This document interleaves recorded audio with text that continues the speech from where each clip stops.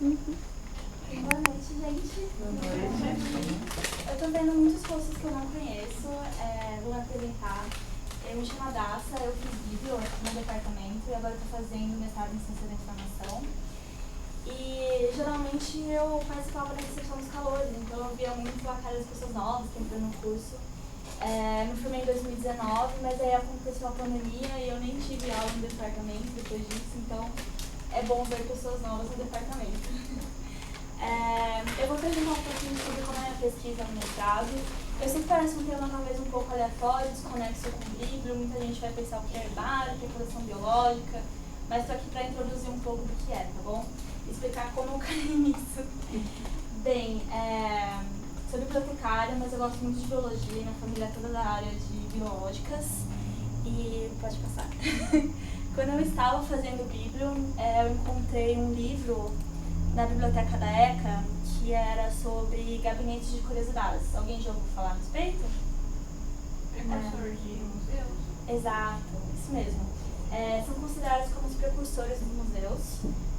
Eram coleções que eram feitas pela nobreza, pelos reis, durante a época de exploração das grandes navegações. E eu trouxe o livro aqui para apresentar para vocês, eu posso passar se vocês quiserem depois ter uma noção. É esse livro aqui, tá certo? E, em princípio, essas coleções que são consideradas como precursoras dos museus modernos, né, elas colecionavam objetos que eram feitos como uma demonstração de poder, um certo deslumbramento, assim, para as pessoas que eram apresentadas as coleções, e eram muito relacionados com o desconhecimento de novas partes do mundo, né, então eram animais que eram coletados, eram plantas que eram coletadas, ou conchas, algumas obras de artes que eram feitas a partir desses materiais, tá bom? E o curioso dessas coleções é, então, pensar o tipo de objeto que elas coletavam, quem eram os coletores, que eram pessoas que tinham acesso a recursos, né, eram nobreza, eram pessoas muito limitadas dentro da sociedade, e a forma também como elas classificavam essas coleções. Se você lê os catálogos, eram assim umas classificações que para nós hoje parece algo muito absurdo, né? A gente pensa em biologia, a gente sabe que ela é classificada pela classificação biológica e hoje em dia é algo mais certo, mas na época não existia um consenso sobre como você classificava ou como você recuperava o conhecimento de animais, de plantas, certo? Então, só para mostrar um exemplo, eu acho que a próxima foto, se você puder passar, já é de um gabinete de curiosidade. Então, vocês vão notar, eram animais que eram empalhados, a gente chama de taxidermizados, né? E eram, assim, lugares, quartos, né? Espaços que eram lotados, porque a ideia era como se fosse para dar um vislumbre de tudo que existia, tudo que era possível existir nesse novo mundo, sabe? Então, era uma coleção que ela se pretendia a esgotar, é uma coleção que se pretendia a totalidade. Hoje já não são um conceito que é mais abordado, né, dentro dos museus. A gente sabe que a gente tem um espaço limitado, que a gente não consegue recolher todo o conhecimento que existe no universo. Mas naquela época ainda era um ideal que eles julgavam que era alcançável, né? Então, eu acho que é melhor eu passando o livro, tá bom? Se vocês quiserem dar uma olhada, vai estar aqui. Então, um exemplo de como era um catálogo de um colecionador de gabinete de curiosidade da época. Se você puder passar. Algumas das classificações, né? Raridades do homem, bestas de 4 pés, pássaros, peixes, ofitos do mar, conchas, frutas raras, outras frutas e sementes. Primeiramente as pedras, o que seria segundamente, não sei. Coisas transformadas em pedras também, hoje a gente olha e fala, como assim, coisas transformadas em pedras, né? Não é uma coisa que faz mais sentido pra gente. Mas pode passar. Mas como eu disse, essas coleções, elas sofreram um processo de transformação, que elas começam como coleções muito restritas e a partir da Revolução Científica, que foi sendo estabelecido questões de paradigma científico. Então a comunidade científica ela começa a se estabelecer em, por exemplo, grandes sociedades, sociedade de geologia, sociedade de história natural, que hoje a gente tem a biologia, mas antes era história natural, era uma disciplina que englobava muito mais coisas, né? Então, essas coleções, elas começam a ser doadas para essas instituições e elas não são mais classificadas a partir dos critérios que eram usados pelos coletores, que tinham critérios um pouco avulsos ou de acordo com o que eles bem entendiam. Eles são classificados com conhecimento científico vigente. E são coleções que elas passam a ser abertas para o público também, então não é uma coleção mais tão restrita.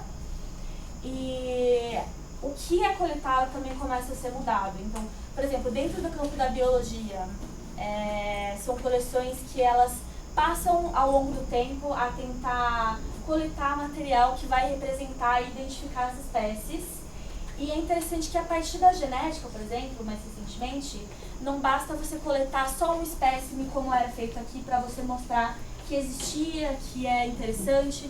Você precisa coletar uma série de animais ou de plantas para você representar a diversidade genética que existe dentro de uma população biológica, sabe? Então, são coleções que mudam ao longo do tempo e é interessante você estudar a história para você entender quais são os critérios que são utilizados hoje em dia, tá bom?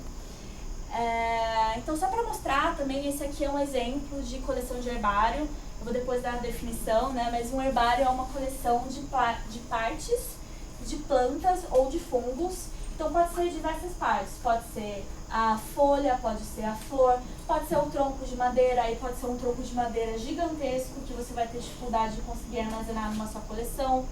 Pode ser os frutos, aí pode ser um fruto que vai ser o que a gente chama de fruto carnoso, que você precisa conservar num frasco, senão ele vai se deteriorar, né? Ou pode ser uma coleção de semente que depois você vai querer usar para plantio, então já vai ser outro tipo de coleção.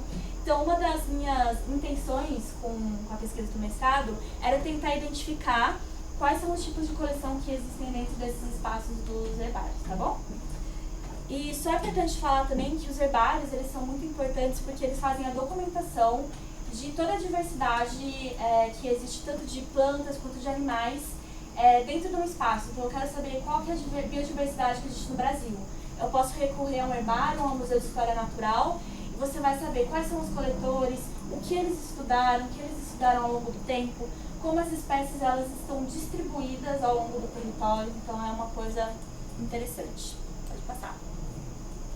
Então, muita gente tem dó de animais que vão para coleções biológicas ou de plantas, mas essas coleções elas não são feitas a esmo, né? Elas têm um papel muito importante.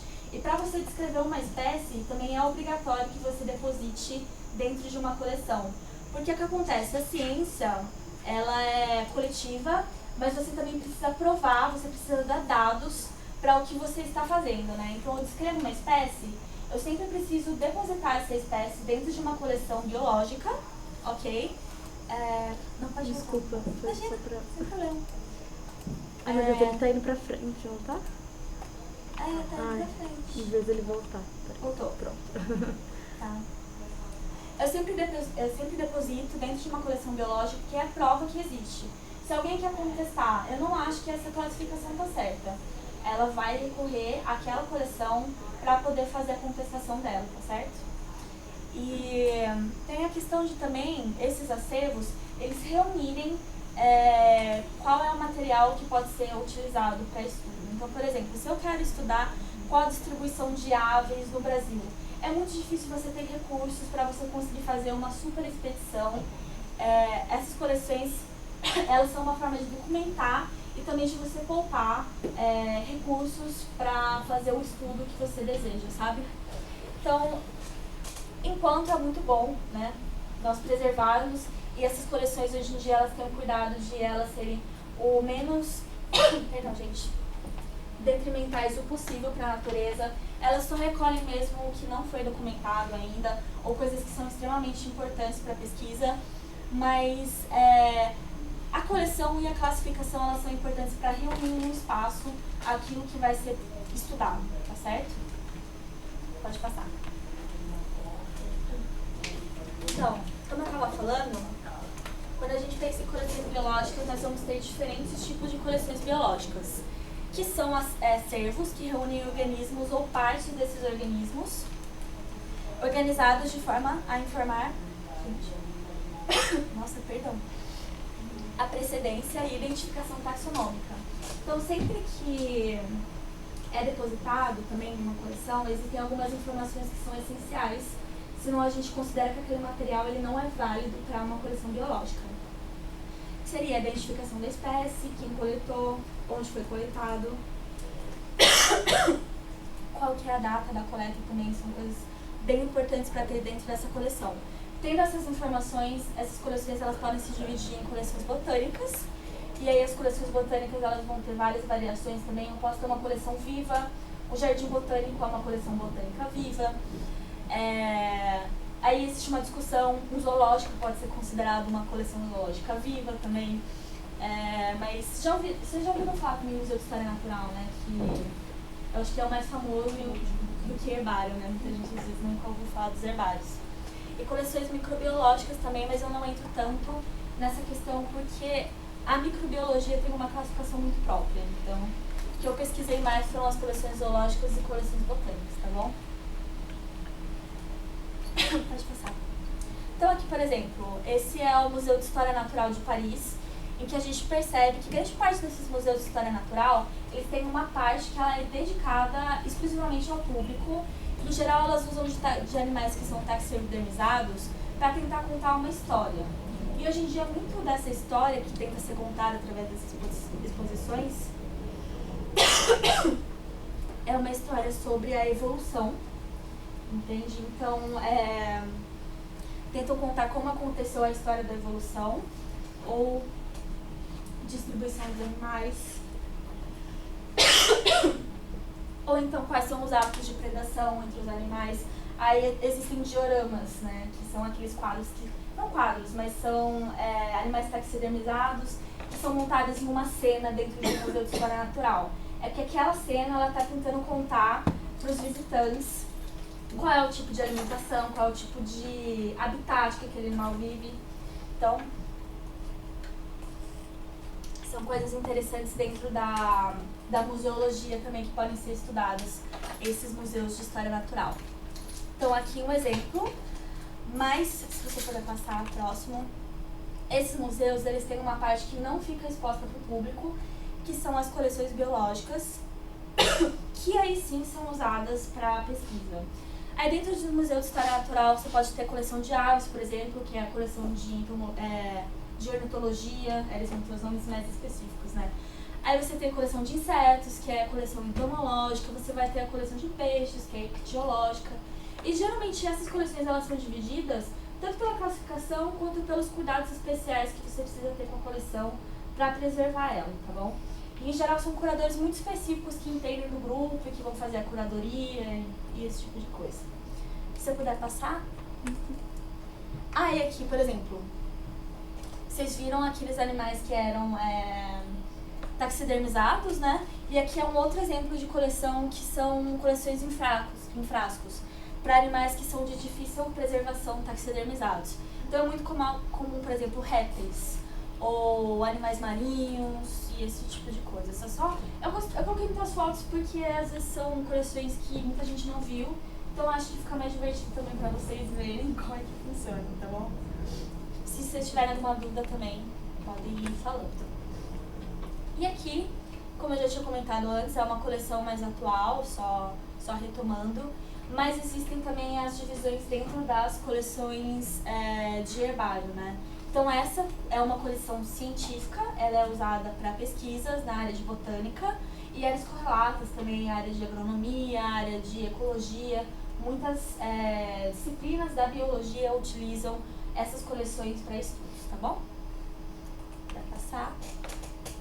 Esse é uma coleção viva, como eu estava comentando, de um jardim botânico, na verdade o maior jardim botânico do mundo, que é o Kew, que ele é referência para a área.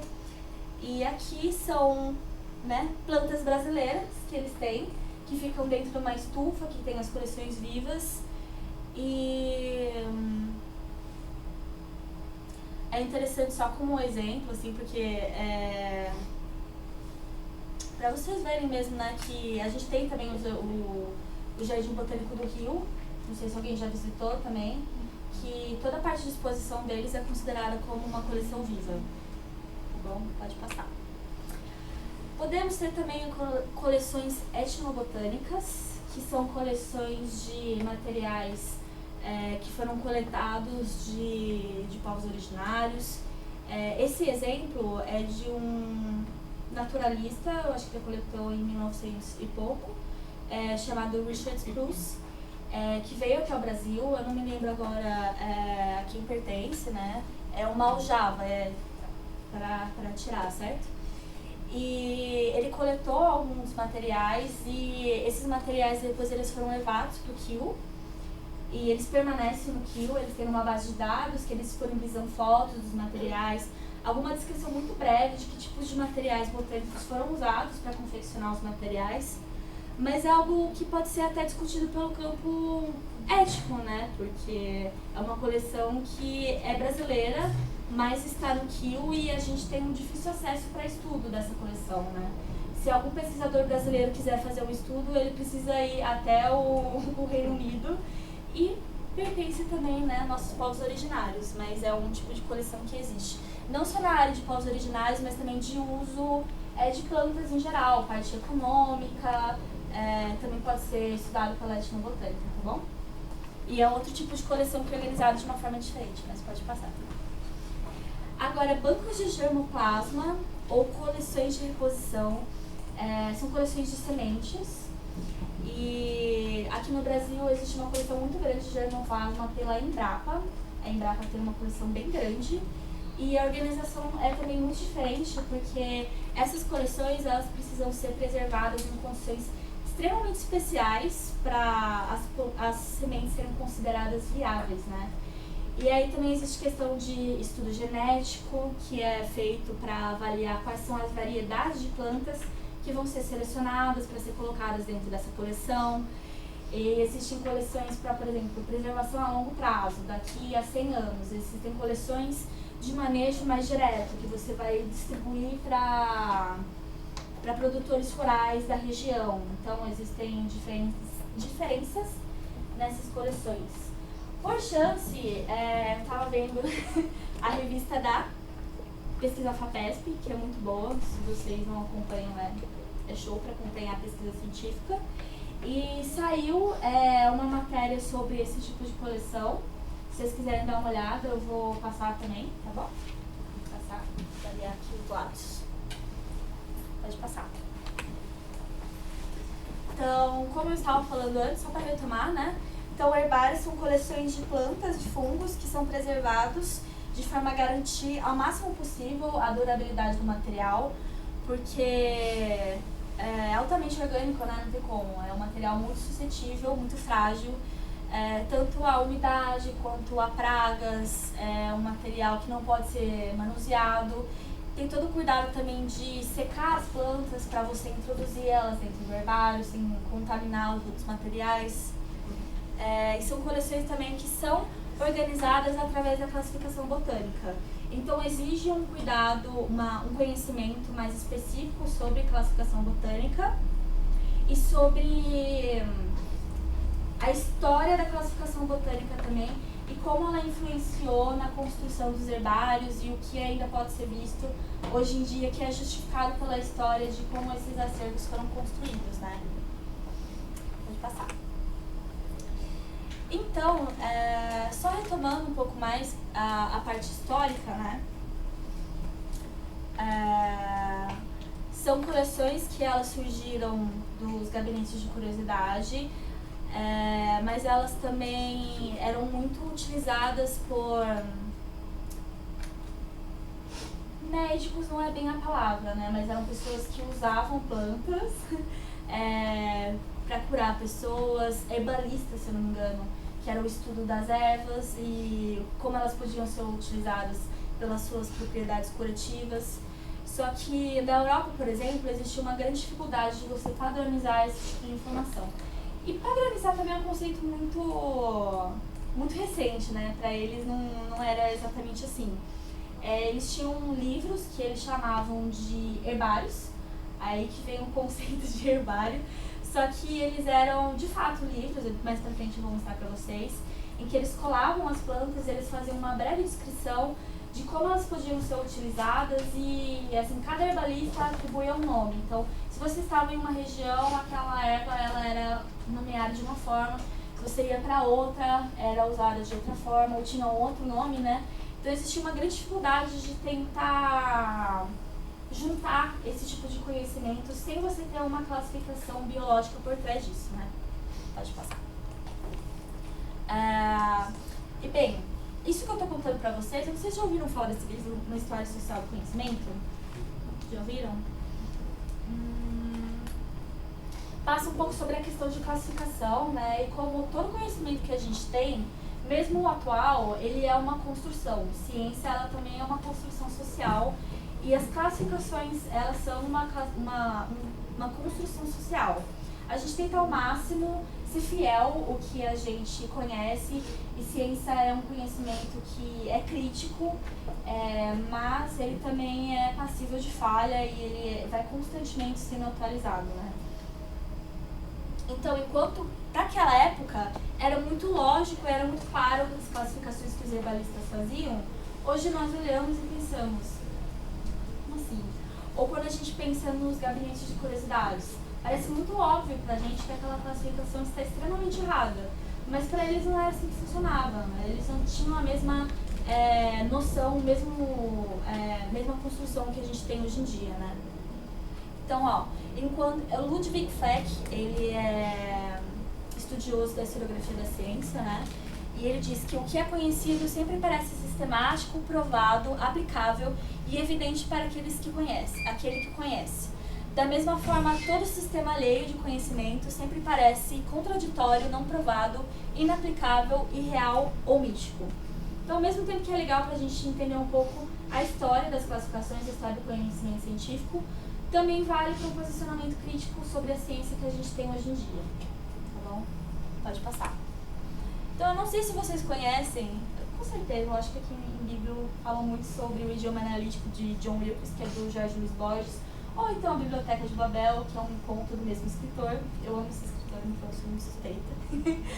Mas aí ele tem um conto, né, que ele vai falar sobre a questão da classificação, e é muito curioso notar também que ele fala sobre uma enciclopédia chinesa.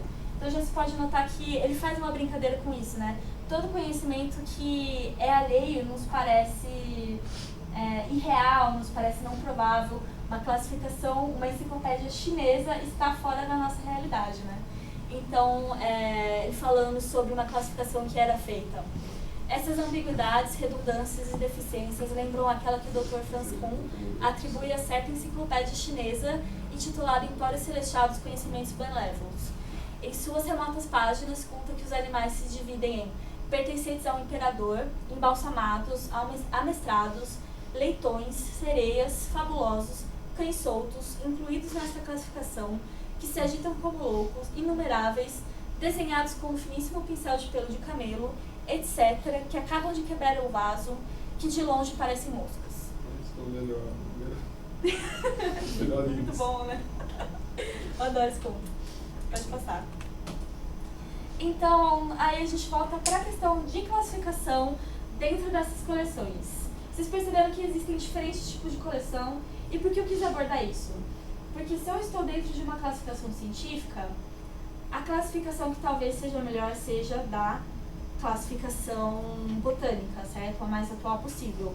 Mas se eu estou dentro de uma classificação que é etnobotânica, talvez não seja a melhor. Você precisa entender quais eram os nomes que eram utilizados para essas diferentes plantas, como eu posso tentar reunir da melhor forma possível todo esse conhecimento que existe em povos indígenas, ou se eu estou dentro de uma coleção de reposição. Que tipo de informação ou classificação que eu posso utilizar para classificar essa coleção? Porque essas classificações de...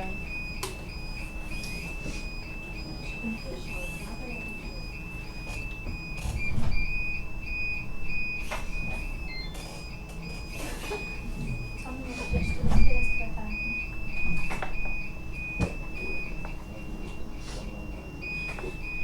Só tô fazendo uma revista. Um minuto, só um minuto.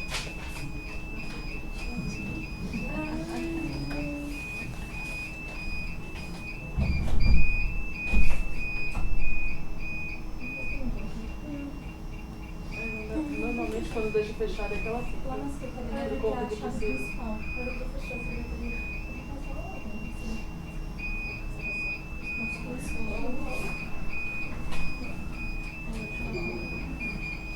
fechou a secretaria? Não sei, que o rapaz foi perguntar pra pessoa que ele embora. Mas ela falou, a gente só vai. Tá, eu vou tentar continuar, vamos lá, força. O poder da abstração. Então, coleções de reposição. Como essas coleções de reposição, elas lidam muito com material que é geneticamente manipulado, elas não têm a mesma classificação que a classificação botânica. Elas têm uma outra classificação internacional que é utilizada para representar variedades. Essa palavra que eu estava procurando. Então, por exemplo, você tem feijão. Quantos tipos diferentes de feijão ou de arroz que são espécies que são altamente comerciais, assim, dentro da agricultura, você tem? Você tem inúmeros, entende? Você tem patentes dentro que precisam ser representadas dentro dessa coleção, entende?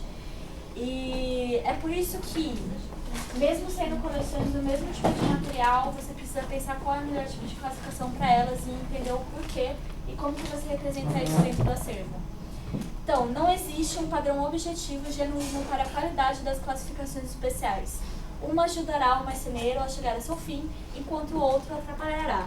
Uma classificação ajudará o botânico a levar adiante seu trabalho de identificação, investigação, e outro o retardará e confundirá.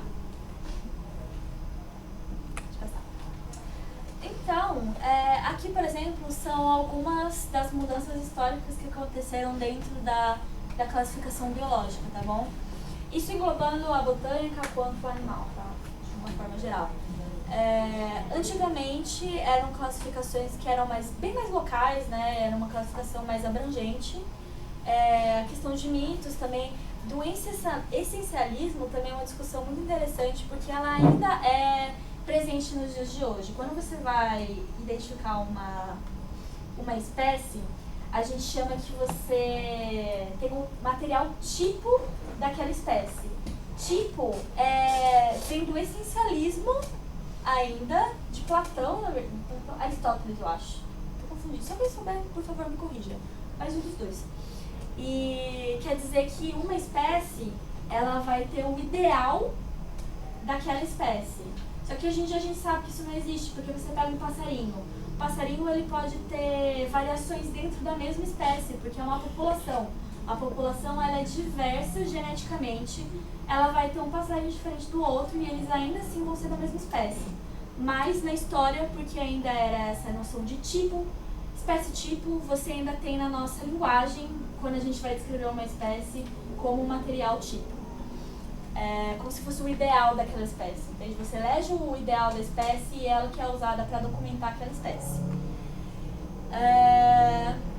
Aí tem a classificação do Linneu, né? Que, não precisa nem dizer, ajuda imensamente, porque ela agrega a informação, ela constrói um padrão para você se referenciar a uma espécie e para você entender como é a divisão dos grupos dentro das ciências biológicas. Mas ainda assim, alguns conceitos que ele usa eram a partir da observação. Então, animais que eram semelhantes, ele julgava como pertencentes ao mesmo gênero, pertencentes à mesma família.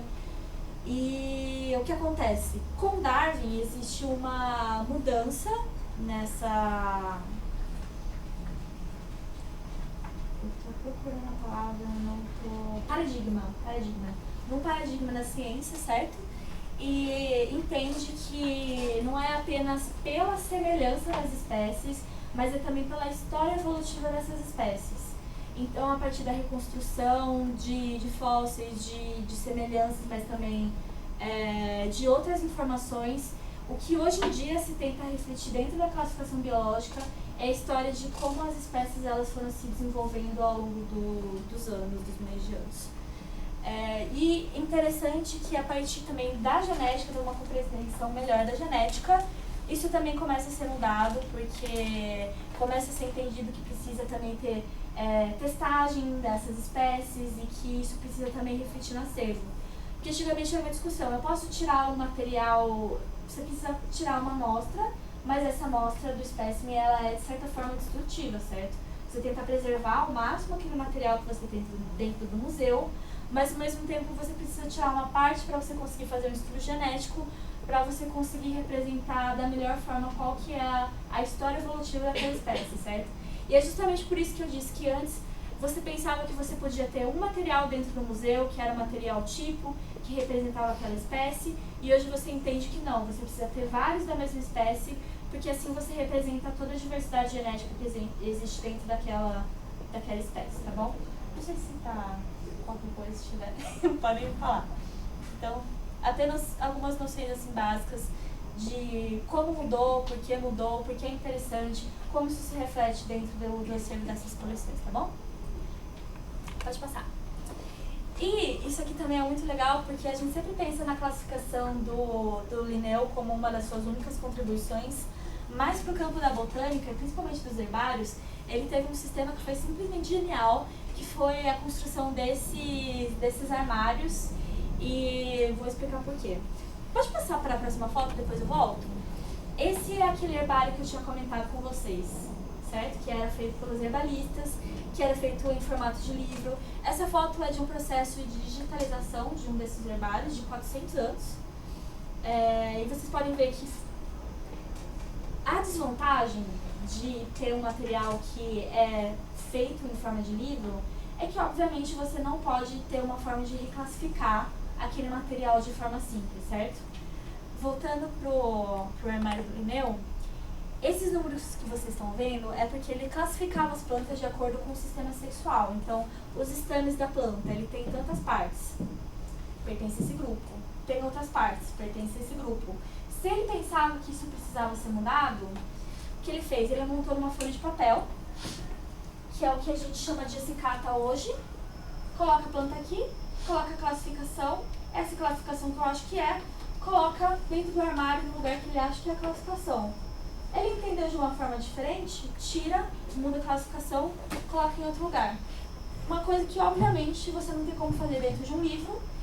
Se você pensa em uma grande coleção, uma coleção com milhares de acicatas, obviamente é uma vantagem dentro da mudança da classificação, certo? E principalmente para você estudar essas coleções. Pode passar. Aqui um exemplo, tá bom? De uma dessas acicatas. E eu vou passar uma outra foto também pra frente, então pode passar. Então, de novo, em contraste com os volumes encadernados, os herbários mais antigos, a ordem do armário de herbário de Linneu trouxe para sua coleção... Não era fixa e perpétua. Ele foi projetado para acomodar a chegada constante de novo material e permitiu que o seu usuário, pelo menos em princípio, reorganizasse repetidamente esse material.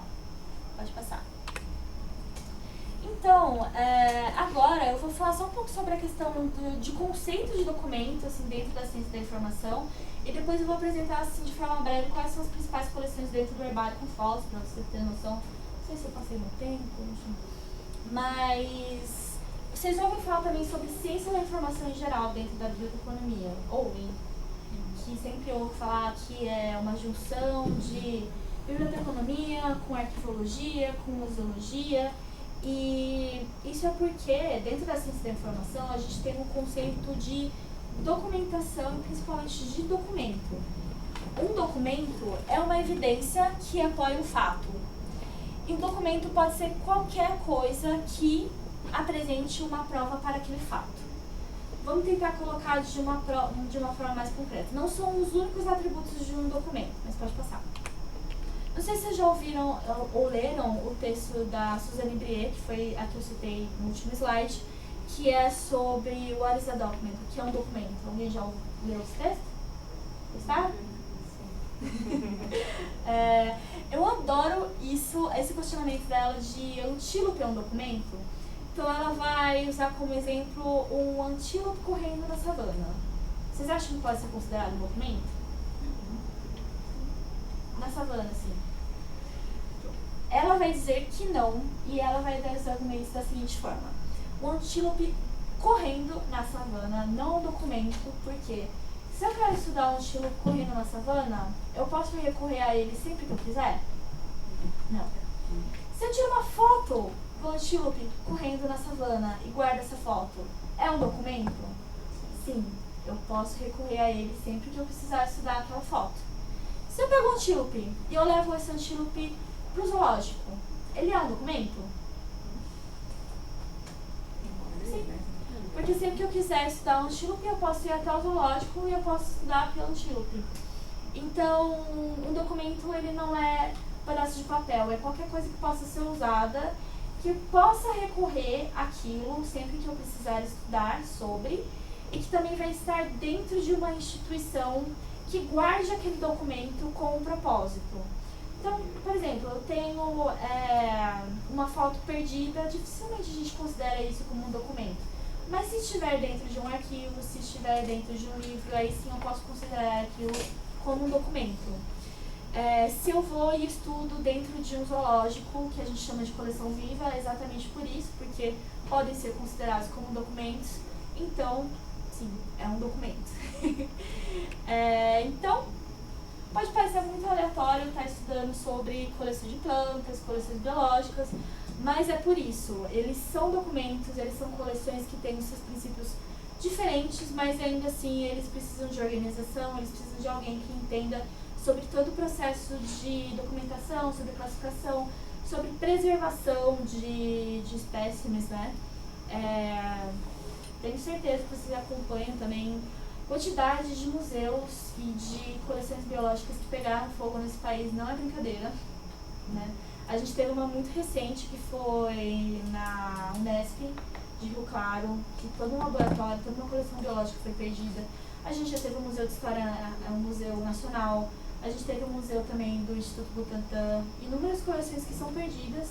É um material irrecuperável, não tem preço para aquilo. O material que foi descrito para aquela espécie foi perdido, não tem o que fazer.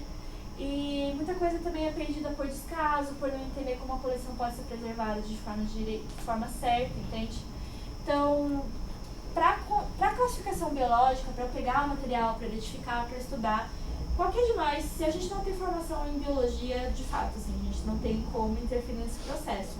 Mas em toda a parte de curadoria, sim um campo que nos interessa, tá bom? E que pode ser estudado. Então, só voltando, essa é a coleção que a gente chama de principal, que ela é usada para identificar plantas, tá bom? Então, vocês percebem que aqui é a planta prensada. Esse material aqui, ele serve para digitalização, é uma forma de identificar e você bater assim as cores. Aqui tá vendo tipos? Essa etiqueta vermelha e o tipos é aquilo que eu estava comentando para vocês. Esse material ele foi utilizado para descrever uma espécie. Então ele é o documento primordial quando você quer estudar ele, tá bom? Aqui são algumas anotações que foram feitas. Então, por exemplo, era de um herbário, passou para o outro herbário, também é documentado na Ecicata. Onde foi encontrado, quem encontrou, qual que é a descrição do habitat que foi encontrado. Enfim, várias informações podem ser encontradas dentro da Ecicata, vai depender um pouco da coleção. E coleções auxiliares são partes distintas da planta que são preservadas e guardadas de forma diferente, porque elas têm tamanhos, padrões de preservação que não cabem dentro de uma Ecicata, tá bom? Mas elas são atreladas à coleção principal. Então eu tenho uma madeira enorme, mas ela é de uma espécie, então eu atrelo aquela coleta a espécie que vai estar na Ecicata dentro do herbário principal, tá bom? Pode passar. Então, coleção principal, pode passar. Aqui, coleção de frutos diversos, então você pode perceber que frutos de diversos tamanhos.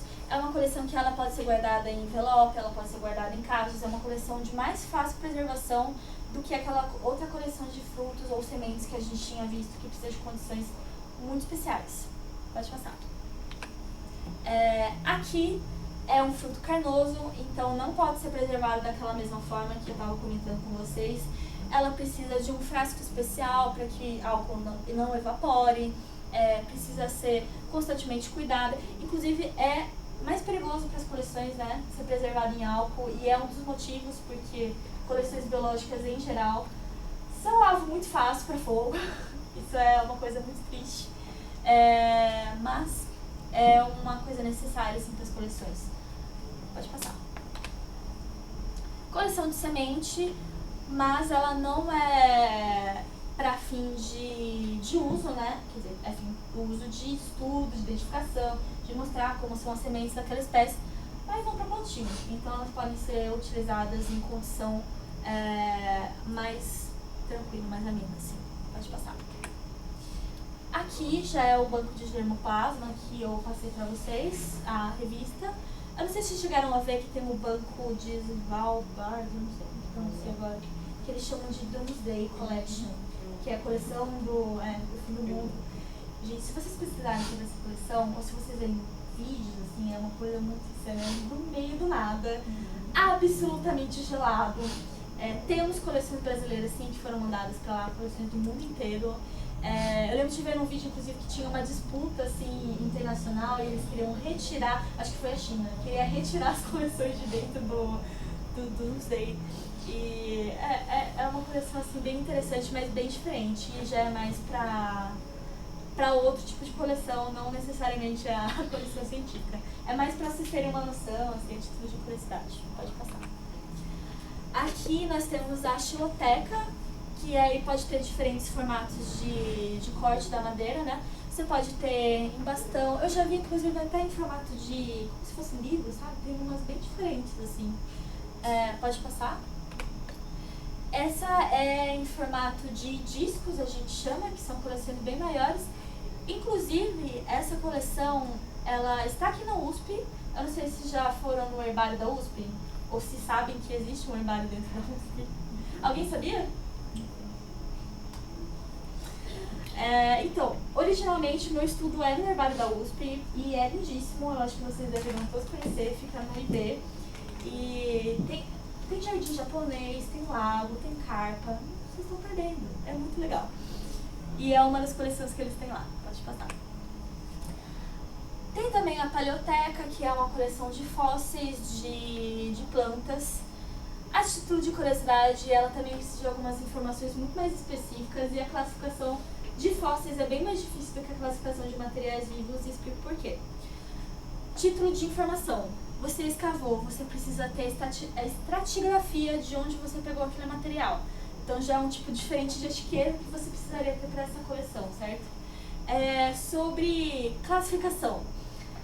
Fósseis, eles dificilmente são encontrados todos juntos. Então, às vezes você encontra um fóssil do pedaço de madeira, depois você encontra um fóssil da folha. E por muitos anos você acha que são coisas diferentes.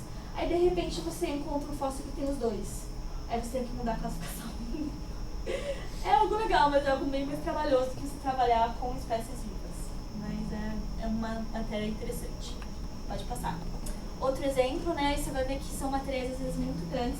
Você precisa de fato de um espaço especial para você conseguir armazenar essa coleção e principalmente muito pesados. Então você tem que pensar na questão de armários e etc. Pode passar.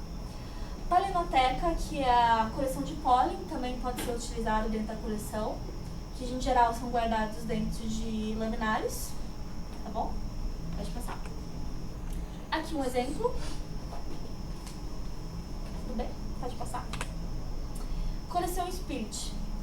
Aquela coleção que eu tinha mostrado antes, que é guardada em álcool, só não tinha mencionado o nome dela.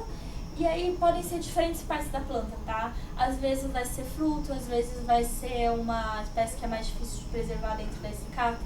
Por exemplo, o cacto. Já pensaram que é difícil você desidratar o cacto para você colocar o cacto dentro desse cacto, que é um material muito difícil. Então, às vezes, cactos vão estar preservados dentro da coleção Spirit. A alga também já é um material mais difícil, às vezes está preservado nesse tipo de coleção. Pode passar. Flores. Essa foto eu acho muito bonitinha. Pode ser preservada aqui também. E outra curiosidade é que aí pode ser tanto para botânica quanto para zoologia, o álcool ele vai tirar algumas das características do material. Então você precisa ter a descrição, às vezes a descrição da coloração, porque aquele material vai perder toda a cor. Então não tem como, acontece. Pode passar. Laminários, aí podem ser diferentes tipos de coleção preservadas. Aí é mais a questão de meio, né? Preservado em lâminas. Aí vão ser cortes histológicos da planta. Pode passar. E, por último, temos a fototeca e ilustrações. Como eu estava comentando, fotos, né, elas podem ser utilizadas para documentar, mas elas não podem ser utilizadas para classificar uma nova espécie. Existe todo o código de nomenclatura que fala que não é válido. Espécies vivas também não podem, antes elas eram consideradas. Então, às vezes você tem uma espécie que ela foi classificada pela espécie viva e hoje em dia você vai fazer o quê? Não sei também. Mas elas são guardadas dentro das coleções, então às vezes você vai ter uma biblioteca dentro do herbário que vai guardar fototeca, que vai guardar ilustrações.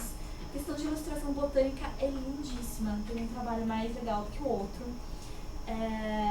Naturalistas, assim, aqui no Brasil tem uma história riquíssima. E questão de diários de viagem, por exemplo, os naturalistas que passaram por aqui. Qual foi o trajeto que eles percorreram enquanto eles estavam fazendo as expedições dele, né? Onde eles coletaram. Hoje em dia, a gente pega os materiais mais antigos e a gente vê eles colocando a descrição, porque precisa de localização, né? Rio Madeira a 300 metros de tal árvore. E você fica, gente, mas essa árvore não existe mais. Rio Madeira, em que altura Rio Madeira? Não sabe, é uma coisa que é um pouco mais... E não tem o que fazer, porque é um material histórico, né? Mas essas ainda existem dentro da coleção e também pode ser um desafio quando você vai fazer a curadoria. Letra, já ouviram falar de paleografia? Exato, então às vezes você vai ter que entender um pouco de paleografia para você conseguir mexer com coleções que são muito antigas. Mas eu acho divertido, assim, é um desafio. E outra questão que eu não coloquei aqui, mas que poderia ser abordada, dentro de uma biblioteca você também pode trabalhar com as pesquisas que são feitas para classificar as plantas, né? Então você prestar um pouco de auxílio para fazer levantamento de quais são os trabalhos para tal área da taxonomia dentro da botânica. É algo que pode ser discutido e trabalhado dentro do nosso campo, né? A gente tem como prestar auxílio para os pesquisadores dentro dessa área, tá bom? E é isso, gente. Espero que tenham gostado.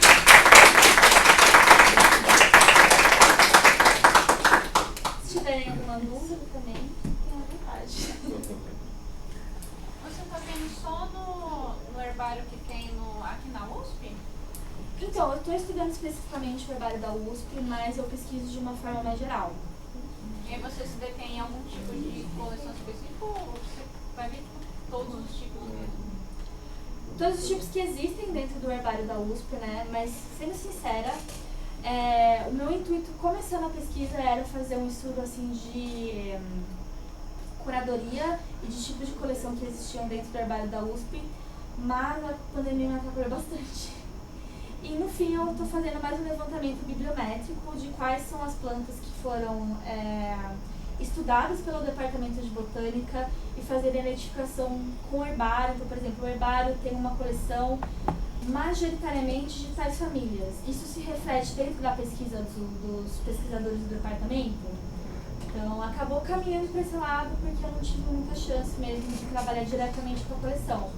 Mas todas as que eu mostrei são coleções que existem dentro do herbário da USP, com exceção da coleção de Germoclaro, e não tem fototeca lá também, não tem nenhuma foto. Deixa eu pensar, acho que tinha mais uma que não tinha. Laminário. Laminário também é uma discussão interessante, porque já reclamaram de falta de espaço para ter esse tipo de material. E um dos curadores, ele não deixava, por exemplo, tirar amostras destrutivas da coleção, porque ele dizia, para fazer estudos genéticos, sabe? Bom, eu deixo ele tirar, a próxima pessoa que vir também vai querer tirar um pedaço disso. Se eu pudesse armazenar o resultado da pesquisa dele, de forma que não precisasse tirar 2 vezes um material destrutivo da mesma cicata, tudo bem. Mas se eu deixo cada um pegar, vai chegar um momento que eu não tenho mais material para ele pegar. E eu não posso armazenar o resultado dessa pesquisa, não posso documentar isso. Então, não permito. É uma discussão interessante também, né? De repente, se ele conseguisse, era uma coisa que seria permitida, né? Um outro tipo de coleção que poderia ser desenvolvida dentro do herbário. Mas por limitação, não existe. É isso. classificação de animais extintos, devido isso ser bem mais conectado a fósseis, ela depende mais da cladística ou não? Da cladística? Como assim por fósseis? Ela funciona um pouco. Pode falar. Não, porque você falou que, por exemplo, ela é um pouco mais diferente. Eu estou imaginando de animais extintos, assim, porque você não vai ter uma representação atual para você poder fazer uma ilustração real de informações e tudo mais. Então, ela depende muito mais dos fósseis e etc. Isso impacta muito a classificação? É uma classificação que muda bastante também e é a mesma questão. O material ele não é encontrado junto. Às vezes depois de muito tempo você vai entender que é a mesma espécie ou que não é a mesma espécie. E a mesma coisa acontece inclusive para hominídeos, né? Por exemplo, o ganhador do Nobel agora, o que ele fazia era estudar genética dentro de espécies, de fósseis de espécies humanas, porque é um trabalho que ainda está muito aberto. A gente não entende direito qual que é a diferença entre populações. Inclusive, dentro da biologia é uma discussão muito interessante, porque a gente aprende que existe um conceito de espécie, né? Que é quando o animal ele consegue cruzar com o animal da mesma espécie e gerar descendentes férteis. Essa ideia é muito debatida e existem, acho que, 23 conceitos diferentes de espécies dentro da biologia. Então, por exemplo, eu estou trabalhando com uma área de ecologia, eu vou usar um conceito para definir espécie. Se eu trabalho com fósseis, eu vou usar outro conceito da biologia, não porque... É por isso, não existe conceito, não existe consenso, e as ferramentas que são utilizadas para você conseguir definir aquilo são muito diferentes. Eu não tenho como ter o mesmo tipo de estudo em uma espécie atual que eu teria com uma espécie que eu só tenho registro fóssil, né? Inclusive, muito das ilustrações que às vezes a gente tem hoje em dia de paleontologia, de fósseis, de dinossauros, a gente acha que aquilo é certo, que a espécie realmente era assim, mas não. É muito aproximado com as espécies que a gente tem hoje em dia, inclusive o estudo do comportamento. Tem uma espécie que preda do mesmo jeito, provavelmente aquela espécie ela fazia predação daquela forma também, mas é muito difícil você saber ao certo, são inferências que tentam ser aproximadas da melhor forma possível, mas existem lacunas no conhecimento, né? E aí vai da gente ter aquele posicionamento crítico da ciência. Não é que ela esteja errada, é que ela está usando as ferramentas que ela tem naquele momento para tentar montar a melhor picture, a melhor imagem possível, que que pode ser feita com o conhecimento atual, né? Eu não sei, mas é o mesmo esquema. Mesmo esquema da classificação de plantas. Tem uma parte, acho que são partes diferentes, de repente não. Ou acho que são espécies diferentes. De repente você vê que é a mesma espécie, são subespécies, né? É um esquema confuso e por isso que tem tanto debate dentro da taxonomia e por isso é importante documentar, porque a gente não está certo de que espécie é realmente aquela espécie, sabe? De repente você descobre que uma espécie, já aconteceu inclusive, é uma espécie que ela não está em risco de extinção. Aí eu descubro uma outra população que, na verdade, não é a mesma espécie e está ameaçada de extinção. Eu posso criar uma área de preservação para aquela espécie, entende? E é por isso que é importante entender, conhecer, documentar, não só por saber. É porque se a gente não sabe o que existe, se a gente não tem noção de onde está distribuída, a gente também não tem como preservar, né? Então, é o último intuito também, né? Alguém tem mais alguma pergunta? Não? Então é isso.